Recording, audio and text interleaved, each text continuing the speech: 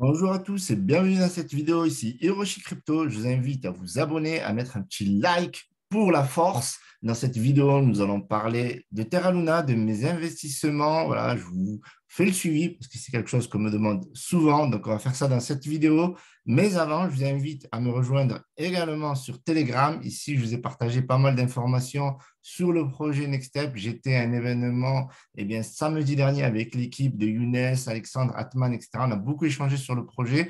Il y a eu un événement, il y a eu plus de 50%, c'était un délire. Donc, n'hésitez pas à checker cette vidéo. Et si vous voulez découvrir la prochaine pépite, n'hésitez pas à me rejoindre sur mon Telegram. Nous sommes presque 7600, presque 8000 quasiment. Et vous allez découvrir les pépites que les membres ont trouvées aujourd'hui. Donc, on va poursuivre avec Twitter, mais avant, surtout, likez pour la force, abonnez-vous. On est bientôt 20 000, gros giveaway qui vous attend à partir de 20 000. Alors, on va regarder donc le Twitter. OK, Twitter, donc on parlait beaucoup de Next Step, beaucoup des crypto-monnaies, si vous pouvez découvrir les crypto-monnaies sur lesquelles les gens investissent le plus. Donc, n'hésitez pas à me rejoindre également sur Twitter. Donc, Docon, OK, on attaque direct avec Docon qui partage dernièrement. Alors, le dernier tweet, il me semble que c'est 5 juin. OK, donc c'était hier. Donc là, on a Astroport qui a rejoint Terra 2.0. Donc, je vous ai parlé beaucoup d'Astroport auparavant. On va regarder un petit peu où ils en sont. Donc, c'est vrai que ça a beaucoup chuté, mais on est à un réseau qui est en pleine reconstruction. Donc, à mon avis, c'est tout à fait normal. Maintenant, voilà, donc pour ceux qui y croient toujours, il faut faire du DCA. Moi, c'est ce que je vais faire, pas dans cette vidéo, mais certainement dans les prochaines vidéos. OK? Donc là, après, il n'y a pas eu de grandes news, voilà, partage d'informations, etc. Donc, n'hésitez pas à suivre bien, le Twitter de Docon également si vous avez envie d'avoir plus de news. Mais voilà, il y a beaucoup de réseaux qui sont en train de renaître, beaucoup de protocoles, etc. sur Terra Luna. Donc, on est vraiment en phase de reconstruction. Donc, je sais qu'il y a beaucoup de personnes qui s'attendent à voir le Luna 2.0 autour des 50 dollars, autour des 100 dollars. Eh bien, il va falloir être patient, en fait. Donc, on va checker rapidement le marché, puis on va revenir sur les projets. Donc là, un marché aujourd'hui qui est plutôt bullish. En fait, ces derniers 48 heures, c'est plutôt sympa, une belle remontée en tout cas. Et donc là, on a en 24 heures plus 5,58%, mais sur les 7 derniers jours, on est quand même un petit peu baissier. Mais dans l'ensemble, c'est cool, ça va, à mon avis, ça va revenir, il faut être patient. Donc, c'est pour ça qu'il faut toujours investir l'argent qu'on est prêt à perdre, avoir une stratégie. Je vous en parle souvent. Donc, on va beaucoup parler de stratégie sur mon Telegram. Donc, n'hésitez pas à me rejoindre sur mon canal Telegram. On a du Solana qui revient au-dessus du 40 dollars. Et il faudra surveiller le Tron prochainement et Avalanche, le Tron qui passe devant Avalanche. On va en parler aussi dans cette vidéo. Donc, on va checker rapidement le Luna qui est pour moi, en train de repartir. OK, alors je vais vous expliquer pourquoi je vais investir. Je vais investir devant vous. En fait, bon, là, on a, depuis le lunch, on n'a pas quelque chose de ouf. C'est descendu, c'est monté, etc. Donc là, on a un range. OK, donc on va le voir ici directement sur Bybit. Donc, si vous n'avez pas de compte Bybit, n'hésitez pas à cliquer dans mon premier ou deuxième lien dans la description. Donc, c'est un lien affilié, ça me donne de la force. Et moi, je vais investir tout de suite parce que, vous voyez, pour moi, alors faites pas ce que je fais, hein, bien entendu, faites vos propres recherches. Voilà, je vous dis ce que je fais, c'est le but de la chaîne, apporter de la clarté, pourquoi je le fais, etc. Et après, rappelez-vous que je ne suis pas votre conseiller financier, mais si on regarde sur 1, 2, 3, 4, 5, 6, 7, 8, 9, 10, voilà, on est au 10e jour. Et au 10e jour, vous voyez que là, il y a eu une montée. Donc, c'est bien monté. Donc, la grosse montée, la bougie, la première, donc celle-là, en général, vous pouvez regarder tous les tokens, ça chute après. Bon, il y en a beaucoup qui ont dit oui, scam, machin. Enfin, bref. Donc là, c'est bien monté sur les 3 premiers jours, voilà, avec surtout l'attente du listing Binance. Et puis après, hop, redescente. Donc là, on est. Alors, ce qui est intéressant de voir, c'est pas que le graphique, parce que le graphique, c'est beau, mais il faut connaître l'historique de la crypto-monnaie. Là, on est sur 1 milliard, OK? Et il faut se rappeler aussi que là, on est sur la version 2, mais sur la version 1, l'ATH était autour des 45 milliards. Donc là, potentiel 45. Bon, ça m'étonnerait aujourd'hui, hein, mais sur du long terme, pourquoi pas. Alors, regardons ici, alors, l'ATH. L'ATH à 19,54 dollars. Ouais, bon, il y a une ATH à 30 dollars. Mais bon, déjà, un ATH à 19,54 $, eh bien, c'est beau, on va dire. Mais ici, on est à 3,63 $ au plus bas. Donc, le risque si on investit aujourd'hui sur le Terra Luna version 2, ben, c'est d'avoir un plus bas à 3,63 $ selon voilà, les analyses assez précoces. Et le potentiel de remontée est beaucoup plus important, surtout qu'on n'a que 1 milliard de market cap. D'accord? On est vraiment très bas. Donc, pour moi, ici, on est sur un support. OK? Donc, on est sur un support voilà, qui a touché 3 4 bougies. Donc, pour moi, voilà, ça me suffit d'un point de vue technique. Et puis, de ce que je sais, voilà, j'ai déjà pris du profit avant. Donc, ce que je vais faire, c'est que je vais investir tout simplement 250. Alors, on ne va pas le voir comme ça. Donc, on va aller au marché. Je vais investir 50%. Voilà, à peu près, ça fait 250 $. Voilà, au marché, hop, c'est payé. Donc, on verra bien ce que ça va donner. Du coup, c'est marrant parce que j'avais vendu 59 qui m'a juste maintenant avec la moitié me font tout simplement 50. Donc pour moi, je suis rentable sur Luna. Donc ça ne me pose aucun problème de faire ce genre d'investissement. J'ai d'autres Luna sur Binance et sur Terra Station. Donc on va checker ce que nous fait le Terra classique. Donc le Terra classique, par contre, il est un petit peu en mal posture. Donc d'après ce qu'on voit ici, voilà. Donc, on a eu un plus bas ici autour des 4,076. Donc là, c'était avant la reprise. Donc voilà, donc là, on a eu une belle remontée. On était à combien ici? Au 6 juin. Ok, donc là, on était vraiment à la TH après la renaissance. Puis après, il y a eu l'annonce du fork. Puis après, il y a eu de la V2, etc.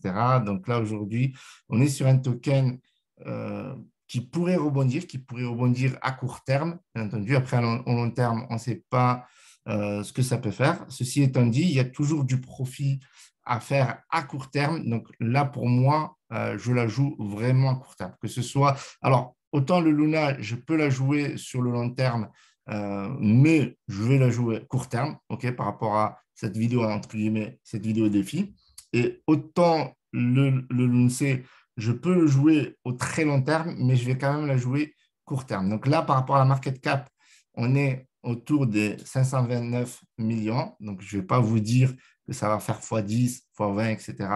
Mais là, ce que je peux chercher assez rapidement, c'est un plus 20, un plus 30%. Pourquoi? Parce que tout simplement, là, on est sur une bonne, on est sur un bon moment. Vous voyez, là, on est sur un bon moment. Donc, on est sur un range.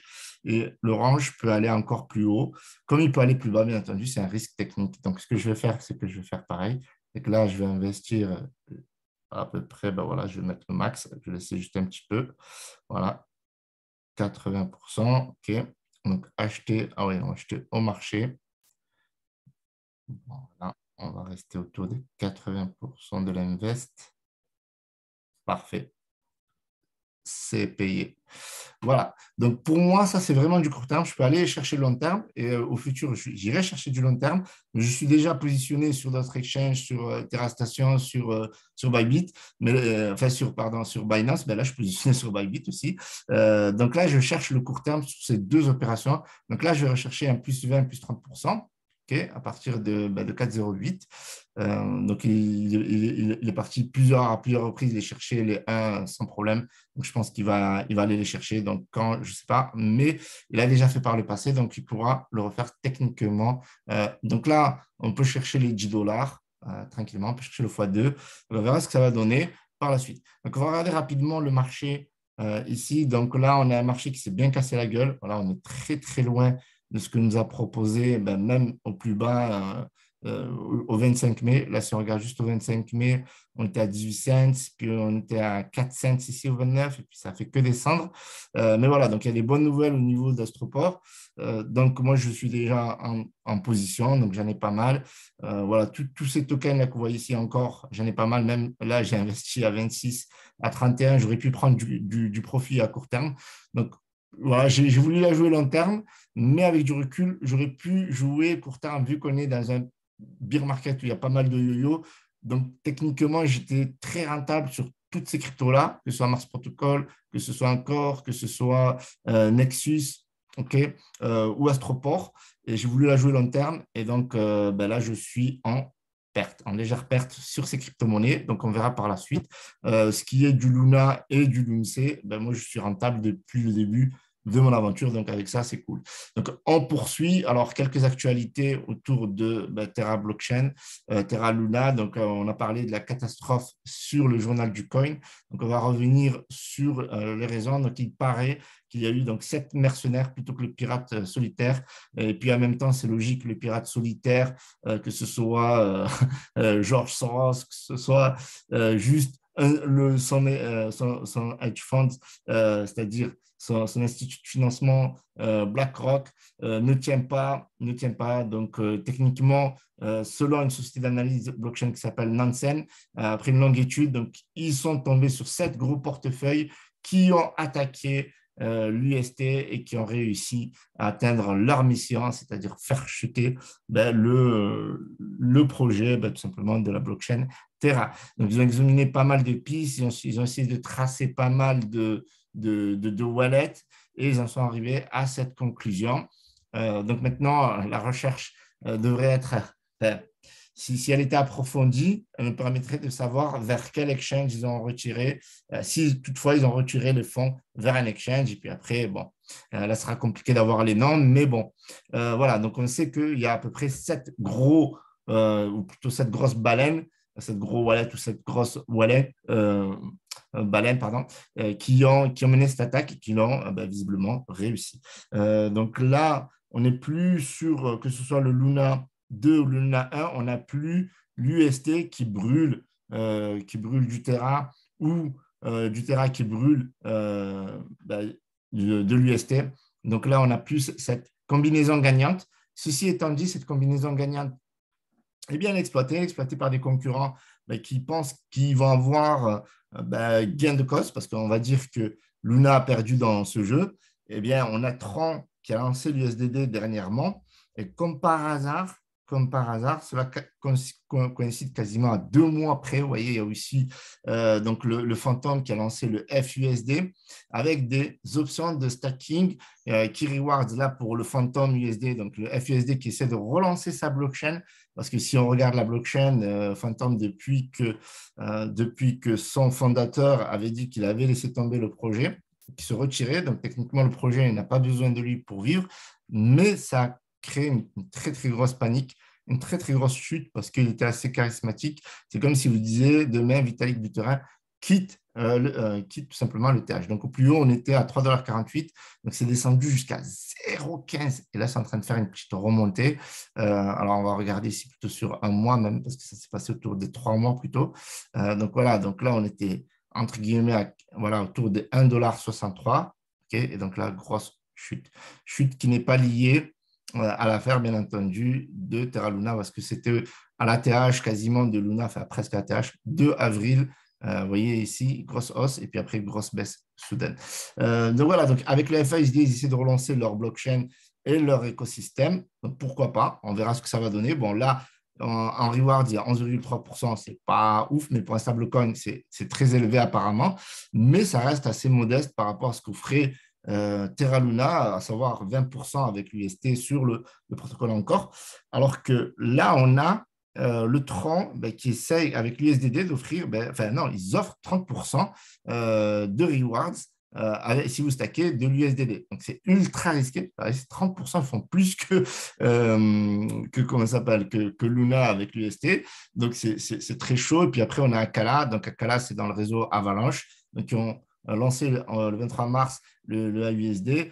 Et donc, ils essayent de le consolider avec leur écosystème, etc., avec un fonds, ils essaient de mettre plus de mesures de sécurité pour éviter ce qui s'est passé avec l'UST, tout simplement. Donc, affaire à suivre. Donc, ce qu'on va faire, c'est qu'on va regarder quand même le Tron. Le Tron, il est quand même à 8 centimes. Il est resté solide.